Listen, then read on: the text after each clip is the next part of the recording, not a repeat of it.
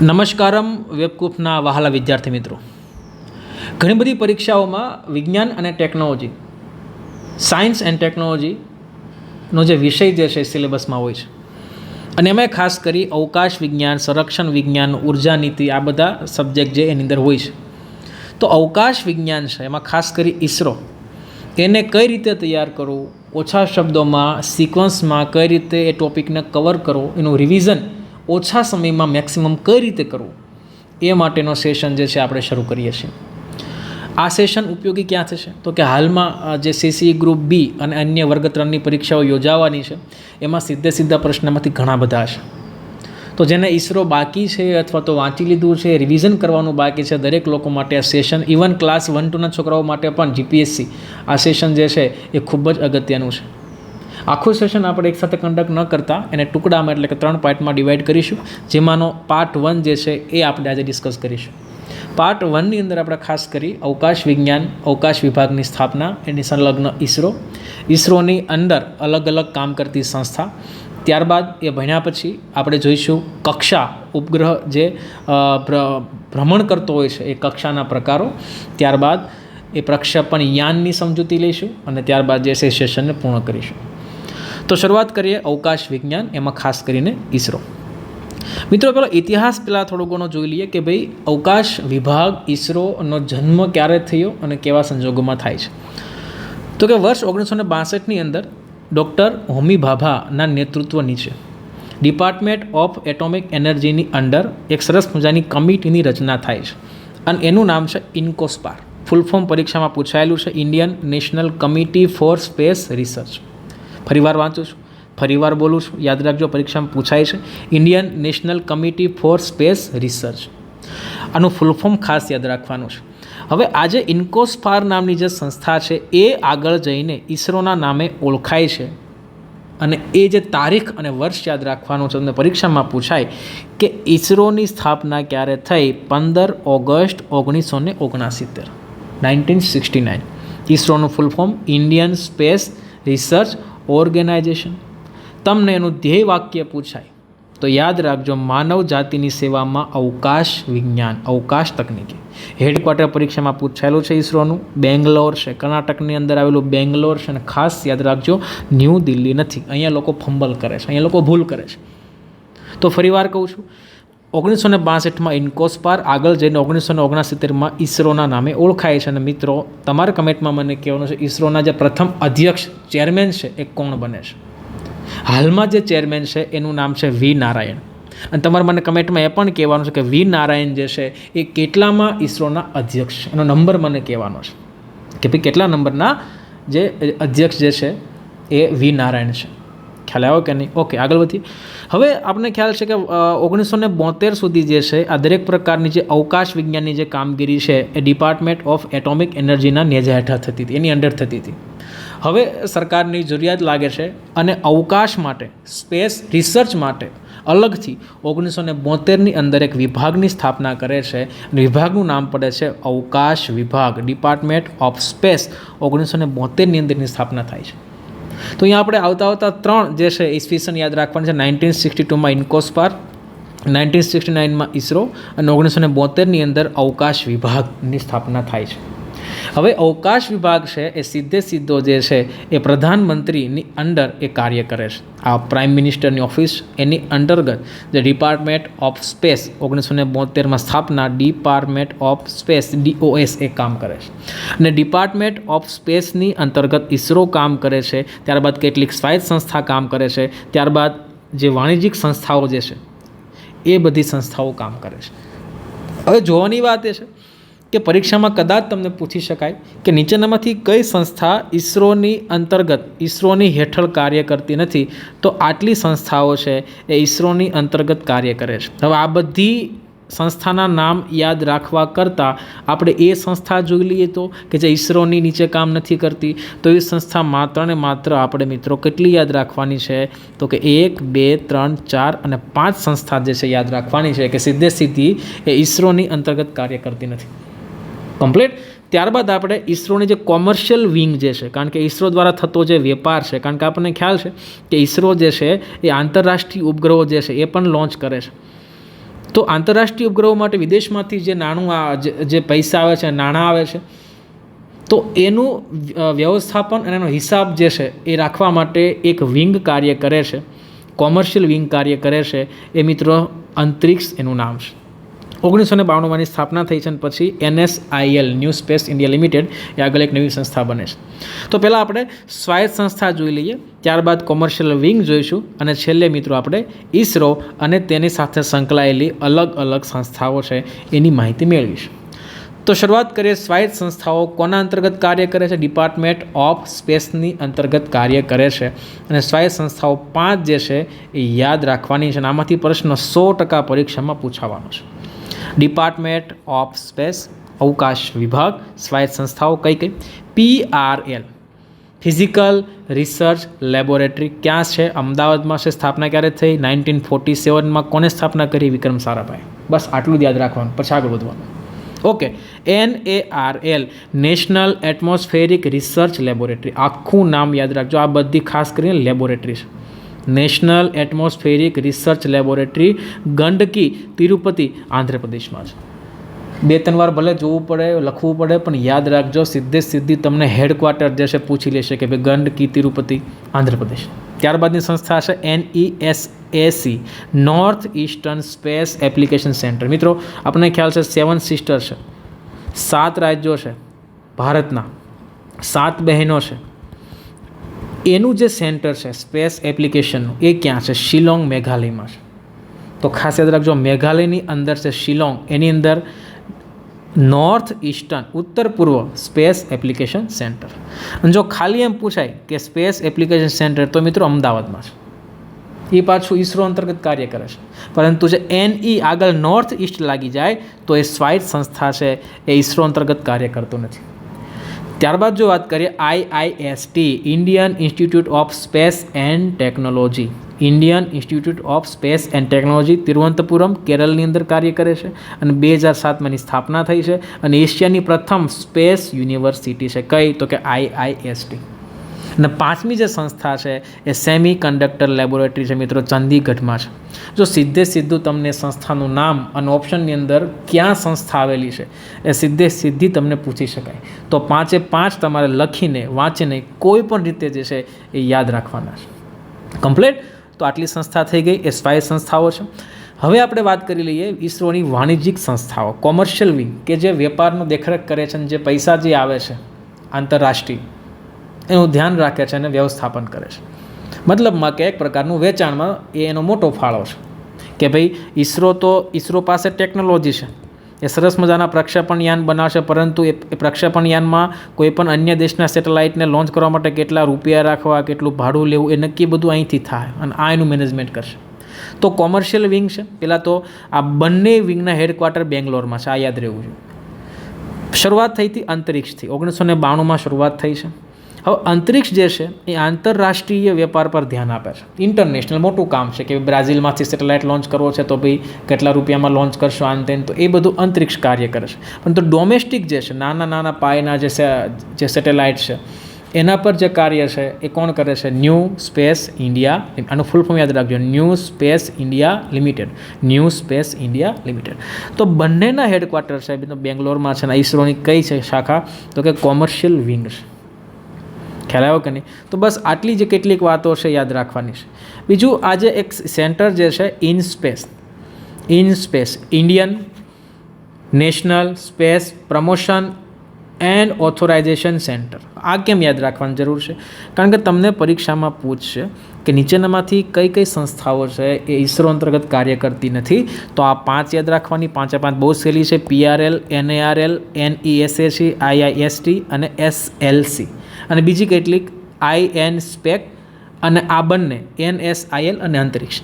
આટલી સંસ્થાઓને તમે બાદ કરી દો, બાકીની દરેક સંસ્થાઓ છે મિત્રો એ ISRO અંતર્ગત કાર્ય કરે છે. હવે એ સંસ્થાઓ કઈ છે એની જો આપણે માહિતી લઈએ તો વારાફરતી કેટલીક અગત્યની સંસ્થાઓ જોઈ લઈએ. જેમ કે શરૂઆત કરીએ આપણે VSSCથી. આપણને ખ્યાલ છે કોઈ પણ સેટેલાઇટને તમારે લોન્ચ કરવો હોય તો એના માટે તમારે પ્રક્ષેપણ યાન બનાવવું પડે કે પ્રક્ષેપણ યાનની અંદર અહીંયા ઉપર સેટેલાઇટ હોય અને આ રોકેટ જે છે ઉપર જઈ અને સેટેલાઇટને અંતરિક્ષમાં છૂટો કરે. તો આ યાન, આ વ્હીકલ જે છે કે જે સેટેલાઇટને અંતરિક્ષમાં લઈ જશે, એ કોણ તૈયાર કરે છે? તો એ તૈયાર કરે છે VSSC, Vikram Sarabhai space centre. ક્યાં આવેલું છે? તિરુવનંતપુરમ, કેરળની અંદર આવેલું છે. ત્યારબાદની બે સંસ્થાઓ છે SSC અને DECU. SSC એટલે સ્પેસ એપ્લિકેશન સેન્ટર, DECU એટલે development and education commercial unit. મિત્રો કમ્યુનિકેશન યુનિટ. હવે છે ને યાદ હું રાખવાનું છે. તો કે આનું હેડક્વાર્ટર જોઈ લેવાનું. VSSCનું હેડક્વાર્ટર તિરુવનંતપુરમ કેરળમાં છે. SAC અને DECU બે અમદાવાદમાં છે. અને આ DECU છે ને એની અંતર્ગત જે છે એ આપણે એજ્યુસેટ અને ગ્રામસેટ જે છે એ બનાવેલો છે, જેની ચર્ચા આપણે આગળના સેશનમાં કરવાના છે. ઓકે, તો આ વાત થઈ ગઈ પ્રક્ષેપણ યાન તૈયાર કરવાની. તો કે VSSC અને બાકીની બે સંસ્થા જે અમદાવાદમાં છે. ઓકે, બળતણ પ્રોપલ્શન કે રોકેટ જે છે એ આપણે અવકાશમાં લોન્ચ કરીએ છીએ સાહેબ, લઈ જઈએ છીએ, તો આના માટે કેટલુંક બળતણ તો જોશે કે નહીં? બળતણ વગર તો કોઈ પણ મશીન કેમ કામ કરે, કોઈ પણ એન્જિન કેમ કામ કરે? પેટ્રોલ ડીઝલ હોય તો ગાડી ચાલે કે નહીં? તો બળતણ વગર રોકેટ ચાલે નહીં. તો બળતણ બનાવવાનું કામ કોણ કરે છે? તો મિત્રો યાદ રાખજો, બેંગ્લોરની અંદર આવેલી એક સંસ્થા છે LPSC, liquid propulsion system centre. મિત્રો પ્રોપલ્શનનો અર્થ થાય બળતણ, પણ કેવું? લિક્વિડ પ્રવાહી બળતણ તૈયાર કોણ કરે છે? LPSC બેંગ્લોરની અંદર. અને બીજું IPRC, ઇસરો પ્રોપલ્શન કોમ્પ્લેક્સ. ખાસ યાદ રાખજો, IPRC છે મહેન્દ્રગીરી, તમિલનાડુની અંદર છે મિત્રો, બળતણ તૈયાર કરે છે. તો બળતણ તૈયાર કરતી જો અલગ અલગ મેં સંસ્થાઓ મેં સાથે લખી નાખી, અલગ અલગ ગ્રુપમાં ડિવાઈડ કરી, કે જેનાથી તમને પરીક્ષામાં સીધું તમે ગ્રુપિંગ કરી શકો, તમને જલ્દી યાદ આવે કે ભાઈ VSSC છે ક્યાં છે મિત્રો? તો કે તિરુવનંતપુરમ છે. ખ્યાલ આવો. SSC અને DECU ક્યાં છે? તો કે અહેમદાબાદની અંદર છે. ત્યારબાદ બળતણ માટે બે યાદ રખાવી, LPSC અને IPRC. ફૂલ ફોર્મ ન યાદ રહે આ બંને તો કાંઈ નહીં, પણ આ યાદ રહેવું જોઈએ ક્યાં છે? બેંગ્લોરમાં છે, મહેન્દ્રગીરી તમિલનાડુની અંદર છે, જે બળતણ તૈયાર કરે છે. ત્યારબાદ જો આગળ વધીએ, MCF માસ્ટર કંટ્રોલ ફેસિલિટી. બસ આ ખાલી યાદ રાખજો ને ક્યાં છે? હસન, કર્ણાટકમાં છે. એટલું જ યાદ રાખજો, માસ્ટર કંટ્રોલ. આના પરથી ખ્યાલ કે ઉપગ્રહો છે અને એનો જે કંટ્રોલ જે છે એ કંટ્રોલ ક્યાંથી થતો હશે? તો કે master control facility Hassan, Karnataka, ત્યાંથી થતો હશે. NRSC national remote sensing centre. Remote sensing centre, remote sensing કોને કહેવાય? તો કે ભાઈ રિમોટ આપણે હાથમાં હોય અને સોફા પર બેઠા બેઠા આપણે ટીવીની ચેનલ બદલી શકીએ, હે ને? તો કે વાયરલેસ કમ્યુનિકેશન, રિમોટ સેન્સિંગ. તો એ જે રિમોટ સેન્સિંગનું જે સેન્ટર છે નેશનલ, રાષ્ટ્રીય કક્ષાનું, એ હૈદરાબાદની અંદર છે, જે ઇસરોની અંતર્ગત કાર્ય કરે છે. તો બેઠું પ્રશ્ન પૂછે કે નેશનલ રિમોટ સેન્સિંગ સેન્ટર ક્યાં આવ્યું છે? તો કે હૈદરાબાદની અંદર આવેલું છે. ઓકે, આગળ વધીએ. હવે કેટલીક સંસ્થાઓ બાકીની આપણે અહીંયા જોવાની છે. આને મેં અહીંયા કેમ લખી છે? કારણ કે જો તમે જોઈ શકો છો IIST અને IIRS.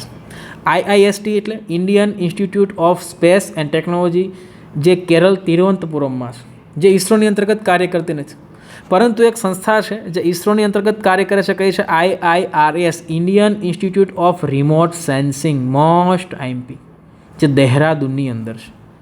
પણ જો તમને એમ પૂછાય કે સેન્ટર, રિમોટ સેન્સિંગનું સેન્ટર તો હૈદરાબાદમાં છે, પરંતુ Indian Institute of Remote Sensing એ મિત્રો ક્યાં છે? દહેરાદૂનની અંદર છે. કમેન્ટમાં મને જણાવો દહેરાદૂન કયા રાજ્યની અંદર છે. કમ્પ્લીટ. અને યાદ રાખજો, NRSC સેન્સિંગ સેન્ટર પૂછાય તો હૈદરાબાદ, પરંતુ સેન્સિંગ ઇન્સ્ટિટ્યૂટ પૂછાય તો મિત્રો દહેરાદૂનની અંદર આવશે. ખ્યાલ આવી ગયો? ઓકે.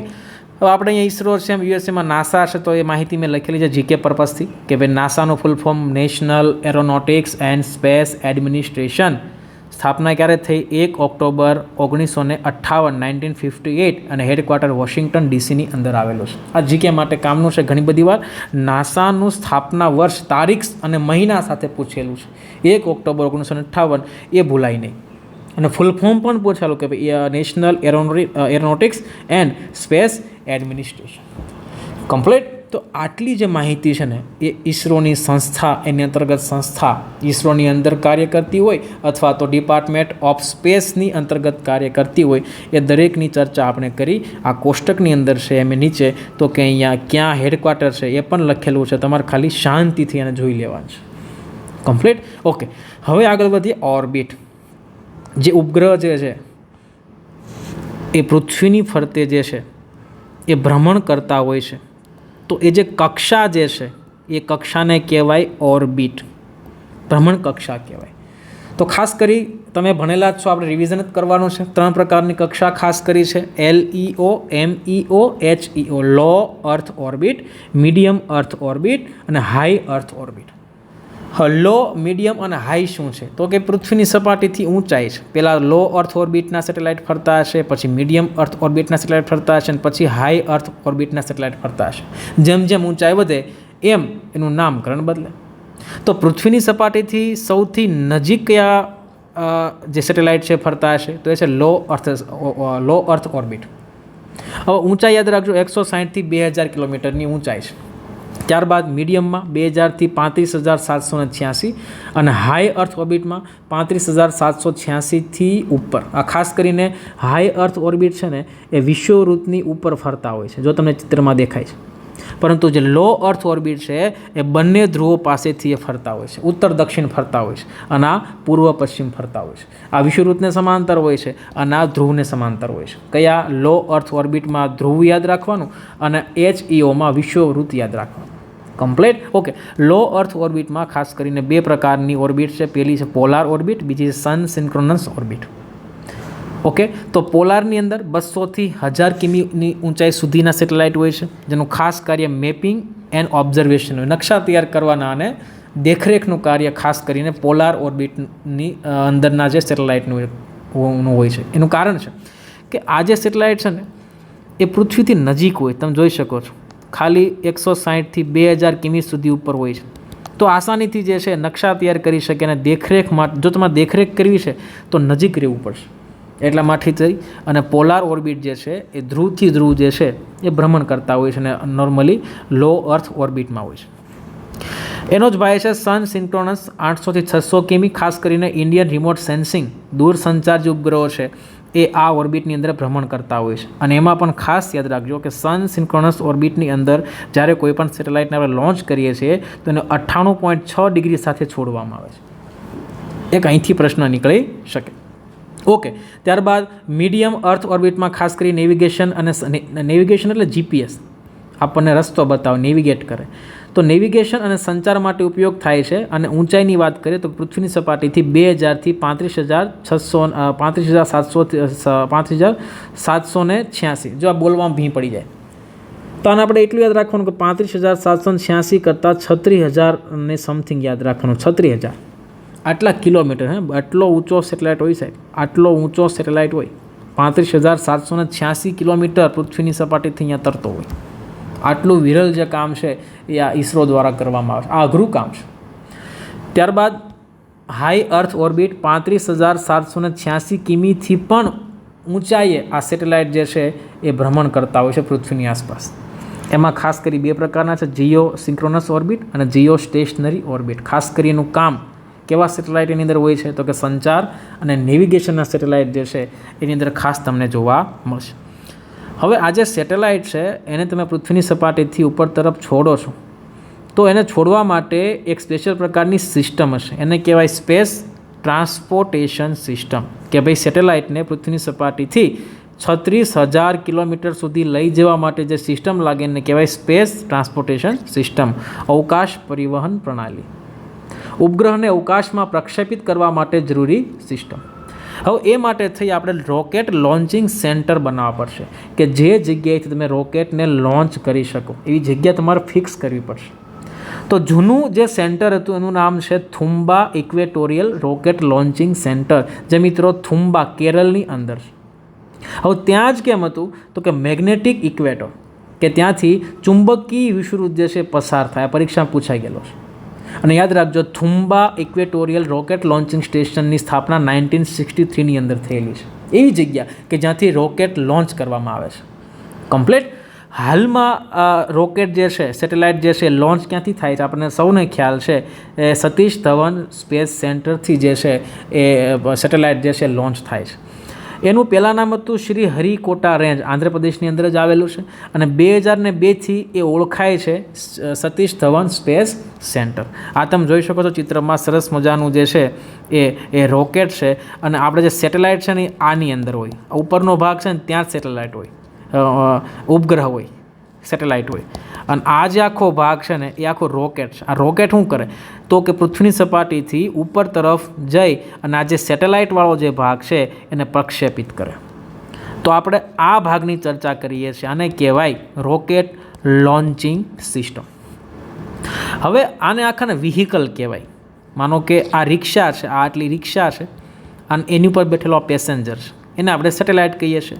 તો આ જે પેસેન્જર સેટેલાઇટ છે એને લોન્ચ કરવાનો છે ક્યાં તો કે જે તે કક્ષાની અંદર. તો આ જે રિક્ષા છે, વ્હીકલ છે કે જે અવકાશની અંદર આને લઈ જાય છે એને કહેવાય રોકેટ લોન્ચિંગ વ્હીકલ અથવા તો પ્રક્ષેપણ યાન, કે જે શું કરે છે તો કે સેટેલાઇટને અંતરિક્ષમાં લઈ જાય છે. એનું નામ એટલે કે પ્રક્ષેપણ યાન, ઇંગ્લિશમાં રોકેટ લોન્ચિંગ વ્હીકલ. આપણે આગળ હમણાં જ જોયું એની રચના કોણ કરે છે તો કે VSSC Vikram Sarabhai space centre, Thiruvananthapuram કેરળની અંદર આ સંસ્થા આવેલી છે. પરંતુ બળતણ કોણ બનાવે છે તો કે ઇન્ડિયન પ્રોપલ્શન, આપણે હમણાં જ વાત કરી IPRC, મહેન્દ્રગીરી તમિલનાડુની અંદર એ સંસ્થા છે, એની અંદર પ્રક્ષેપણ યાનને જરૂરી બળતણ બનાવવામાં આવે છે. હવે ભારતની અંદર શરૂઆતથી તો કંઈ આપણી પાસે મોટા મોટા યાન નહીં હોય ને, જેમ કે PSLV છે, GSLV છે, ASLV છે. તો શરૂઆતની અંદર આપણે ભારતે શું કર્યું હતું તો કે વિદેશોમાંથી સાઉન્ડિંગ રોકેટ્સ લઈને આવ્યા હતા, કે વિદેશમાંથી સાઉન્ડિંગ રોકેટ લઈને આવ્યા અને એમાંથી જે છે એ આપણે જે છે એ સેટેલાઇટને લોન્ચ કરતા હતા. પરંતુ ધીમે ધીમે આગળ જતાં ભારતે સ્વદેશી સાઉન્ડિંગ રોકેટની સ્થાપના કરી 1965, 1965થી શરૂઆત કરી અને 1975ની અંદર ભારતે સફળતાપૂર્વક રોહિણી સાઉન્ડિંગ રોકેટ જે છે એની સ્થાપના કરી અને પહેલું જે રોકેટ છે RH-75 જે છે એ લોન્ચ કર્યું. હવે આ સાઉન્ડિંગ રોકેટની સફળતા બાદ 4 પેઢીના પ્રક્ષેપણ યાન છે એ ભારતે તૈયાર કર્યા. સિક્વન્સ યાદ રાખવાનું છે SLV, ASLV, PSLV, GSLV. બહુ ઇઝીલી યાદ રહે એમ છે ફૂલ ફોર્મ આના. જો LV તો સીધું ને સ્પષ્ટ છે તો કે લોન્ચ વ્હીકલ, હે ને, લોન્ચ વ્હીકલ એવું વ્હીકલ કે જેને લોન્ચ કરવામાં આવે છે, એવી રિક્ષા કે જેને અવકાશમાં ફેંકવામાં આવે છે. તો launch vehicle, launch vehicle, launch vehicle, launch vehicle. S એટલે સેટેલાઇટ. હવે લોન્ચ વ્હીકલ કોને લોન્ચ કરે છે તો કે સેટેલાઇટને લોન્ચ કરે છે. આ જે સેટેલાઇટ ઉપર જે છે આ સેટેલાઇટને લોન્ચ કરવા માટેનું આ જે વ્હીકલ છે એની ચર્ચા થાય છે. તો કે લોન્ચ વ્હીકલ બરાબર છે, પણ કોને લોન્ચ કરે તો કે સેટેલાઇટને લોન્ચ કરે છે. તો એવી રીતે દરેકના નામ પડે છે. SLV એટલે satellite launch vehicle, ASLV augmented satellite launch vehicle, PSLV polar satellite launch vehicle અને GSLV જીઓસિંક્રોનસ સેટેલાઇટ લોન્ચ વ્હીકલ. આ ફૂલ ફોર્મ યાદ રાખજો, બહુ સરળ છે. હવે જેમ જેમ SLVથી GSLV તરફ તમે જાઓ છો તેમ તેમ કેપેસિટી વધતી જાય છે. જેમ જેમ તમે SLVથી GSLV તરફ જાઓ છો એમ ભારેમાં ભારે જે છે એ સેટેલાઇટ જે છે એને લોન્ચ કરી શકાય છે. સૌથી હાથી કોને કહેવાય? GSLV, જમ્બો કહેવાય. એને કેટલાય ટન સુધી સેટેલાઇટનો વજન જે છે એ GSLV ઉપાડી શકે છે. તો ભારતે શરૂઆત કરી SLVથી અને હાલમાં ભારત પાસે GSLV Mach 3 સુધીના પ્રક્ષેપણ યાનો તૈયાર થઈ ગયા છે. તમે ચિત્રમાં જોઈ શકો છો કે SLV જે છે એ નાનકડું અમથું જે છે એ રોકેટ લોન્ચિંગ વ્હીકલ છે. ત્યારબાદ જો સાઇઝ વધતી ગઈ, સૌથી મોટું, એનાથી મોટું, એનાથી મોટું, એનાથી મોટું. હાલમાં ભારત પાસે હાથી છે GSLV Mach 3, જોઈ શકો છો. ખ્યાલ આવ્યો કે નહીં? 4000 કિલોગ્રામ સુધીનો પેલોડ જે છે એ આ યાન જે છે લઈ જઈ શકે છે. જે શરૂઆતમાં ખાલી 40 કિલો લઈ જઈ શકતા હતા અવકાશની અંદર. હાલમાં તો કે 4000 કિલો સુધી જે છે એ GSLV Mach 3 લઈ જઈ શકે છે. તો આ વિકાસ છે, રોકેટ લોન્ચિંગનો તબક્કો છે કે 4 પેઢીમાં છે ભારતે પ્રક્ષેપણ યાનો તૈયાર કર્યા છે. તો તમને પરીક્ષામાં જો આવો શબ્દ ક્યાંય ભટકાય તો સમજી લેવાનું, આ જે PSLV અને GSLV બીજું કંઈ નથી, આ એક પ્રકારના રોકેટ લોન્ચિંગ સિસ્ટમ છે, રોકેટ લોન્ચિંગ વ્હીકલ છે, સાધનો છે કે જેના દ્વારા અવકાશની અંદર આપણે સેટેલાઇટને લોન્ચ કરીએ છીએ. અને તમને ખ્યાલ છે ન્યૂટનની ગતિનો ત્રીજો નિયમ, આઘાત અને પ્રત્યાઘાત. અહીંથી ફાયર થશે અને આનો ધક્કો રોકેટને ઉપર લાગશે અને આ જે અવકાશયાન જે છે એ ઉપર તરફ ગતિ કરશે અને એના પર રહેલો સેટેલાઇટ જે છે એ કક્ષાની અંદર છૂટશે. કમ્પ્લીટ? ઓકે. અહીંયા જોવાનો એક ડેટા સરસ મજાનો એ છે કે SLV જે છે સેટેલાઇટ લોન્ચ વ્હીકલ, તો SLV દ્વારા સફળ જે છે લોન્ચિંગ થયું હતું SLV 3 નંબરનું, કે જેની અંદર રોહિણી નામનો ઉપગ્રહ જે છે એ આપણે અવકાશની અંદર લોન્ચ કર્યો તો કોના નેતૃત્વ નીચે? તો કે ડૉક્ટર કલામજીના નેતૃત્વ નીચે. તો આપણને કન્ટેન્ટ આપણે યાદ રાખવાનું કે શરૂઆત આપણે ક્યાંથી કરી હતી? રોહિણી ઉપગ્રહ સ્વદેશી સફળ SLV-3. આ નંબર યાદ રાખજો, 3 નંબર. કમ્પ્લીટ. ઓકે, હવે PSLV અને GSLV વચ્ચેનો ડિફરન્સ જે છે પરીક્ષામાં પૂછાય છે અને આપણે જોઈ લઈએ. પરીક્ષામાં આમાંથી ક્વેશ્ચન આવી શકે છે. તો કે PSLVનું ફૂલ ફોર્મ થાય polar satellite launch vehicle. GSLV એટલે Jio synchronous satellite launch vehicle. હવે PSLV છે એની અંદર બળતણના 4 તબક્કા છે. આ પ્રશ્ન પૂછાયેલો છે. અને GSLVમાં બળતણના 3 તબક્કા છે. આ 4 તબક્કામાં PSLVમાં ખાસ કરીને પ્રથમ 2 તબક્કામાં ઘન બળતણનો ઉપયોગ થાય છે અને બીજા 2 તબક્કામાં પ્રવાહી બળતણનો ઉપયોગ થાય છે. મિત્રો 2 શબ્દ હોય, એક તો બળતણ હોય અને એને સળગાવવા માટે ઓક્સિડાઇઝર હોય. એક તો બળતણ હોય અને એને સળગાવવા માટે ઓક્સિડાઇઝર હોય કે જેને જગવે, જેને સળગાવે. તો બળતણના 4 તબક્કામાં પહેલા 2 તબક્કામાં ઘન બળતણ, બીજા 2 તબક્કામાં પ્રવાહી બળતણ. ઘન બળતણમાં PSLVમાં કયું બળતણ હતું? પરીક્ષામાં બહુ અઘરું નામ છે, જો કે ન પૂછાય પણ એકવાર ખાલી કહી દઉં છું. HTPB એને કહેવાય hydroxyl terminated polybutadiene. Hydroxyl terminated polybutadiene જે ઘન બળતણ છે. અને પ્રવાહી બળતણમાં છે મિત્રો unsymmetrical dimethyl hydrogen. Unsymmetrical dimethyl hydrogen. ઓલામાં હાઇડ્રોક્સિલ ટર્મિનેટેડ પોલીબ્યુટાડાઇન અને પ્રવાહીમાં અનસિમેટ્રિકલ ડાયમિથાઇલ હાઇડ્રોજન. આ નામ તમને પરીક્ષામાં નહીં પૂછાય પણ ખાલી એકવાર મેં કહી દીધું કે જેનાથી પરીક્ષામાં કદાચ ક્લિક થઈ જાય. આપણે ખાલી એટલું યાદ રાખવાનું કે 4 તબક્કામાં પહેલા 2 તબક્કામાં ઘન બળતણ અને બીજા 2 તબક્કામાં પ્રવાહી બળતણ. ઓક્સિડાઇઝર તરીકે N2O4. આ ખાસ યાદ રાખજો. પરંતુ આ તરફે GSLV છે એમાં ખાલી 3 તબક્કા છે. પહેલા તબક્કામાં ઘન બળતણ, બીજા તબક્કામાં પ્રવાહી બળતણ અને ખાસ એક નવું એડ થયું ક્રાયોજેનિક બળતણ. કેમ? તો કે હાથી છે સાહેબ, આ હાથી છે, આના કરતાં વધારે વજન જે છે એ લઈ જવાનું છે GSLV.